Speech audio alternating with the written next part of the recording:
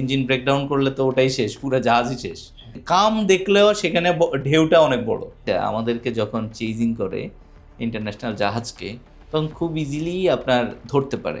Rocket launcher fire করার পরে এটা আসি আমাদের জাহাজের পিছনের জেনারেটর রুম পুরা উড়াই দিছে।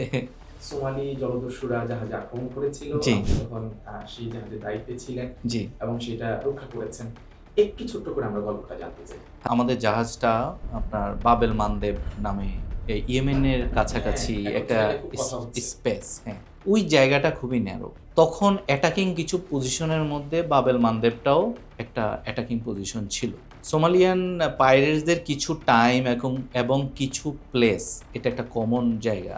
সেটা হচ্ছে যে যেমন হচ্ছে টাইম হচ্ছে সানরাইজ এবং সানসেট, আর প্লেস হচ্ছে এই সোমালিয়ার যদি ওয়েদার খারাপ থাকে তখন বাবেল মানদেবের আশেপাশে। তার মানে মধ্যরাতে অ্যাটাক হবে না? মধ্যরাতে জেনারেলি অ্যাটাক করে না, না, সানরাইজ এবং সানসেট টাইমে, তখন গধূলি টাইম, তখন আপনি বুঝতে পারবেন না যে কে আসতেছে। তারপরে আপনার দেখা যাচ্ছে যে ওই বাবেল মানদেবের যে জায়গাটা ওটা খুবই ন্যারো এবং ওয়েদারটা খুব ভালো। তো যেই স্পিড বোটগুলো থাকে ওদের স্পিড বোটগুলোকে বলা হয় ডাও। এটা কাঠের, ভেরি ছোট্ট, ভেরি লাইট, কিন্তু অনেক স্পিড। আচ্ছা, 2-3 জন মনে হয় চড়তে পারে। ওরা 5-6 জন চড়ে আর্মস নিয়ে ওরা ওখানে যায়। কারেক্ট, সেই জন্য তারা ওই জায়গাটাকে সিলেক্ট করে বাবেল মানদেব।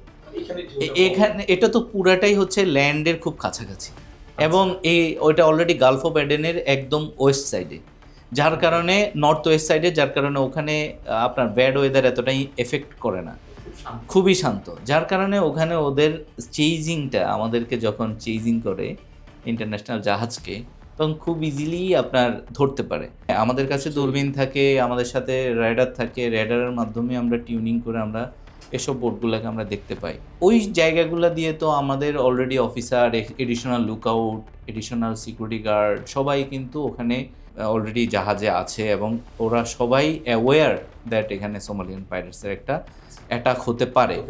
তখন আসলে আপনার পাইরেসিটা স্টার্টিং পরে আপনার একটা বাবেল মানদেবের কাছে আমাদের একটা আমরা দেখেছি একটা স্পিড বোট সাসপিশিয়াসলি আমাদের খুব কাছাকাছি আমাদেরকে টার্গেট করে, তার স্পিড অনেক বেশি, আমাদের কাছাকাছি অ্যাপ্রোচ হচ্ছে, আমাদের ইঞ্জিনের সর্বোচ্চ স্পিডটা দিয়ে দিয়েছে।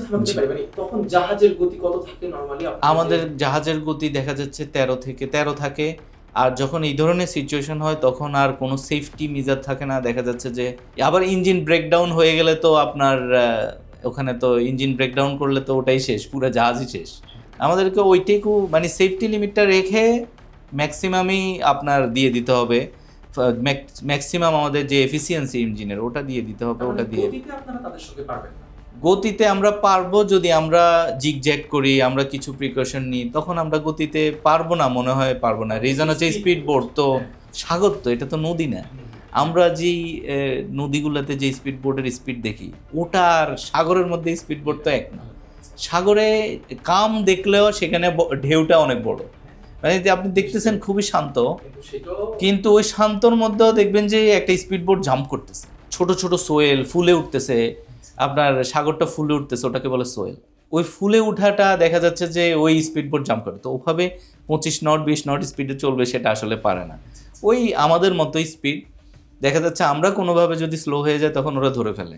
আর আমরা এরপরে হচ্ছে আমরা জিগজ্যাগ করি, ডানে মোড় দিই, বামে মোড় দিই, ডানে মোড় দিই, বামে মোড় দিই, যেন ও আমার সাইডে না আসতে পারে।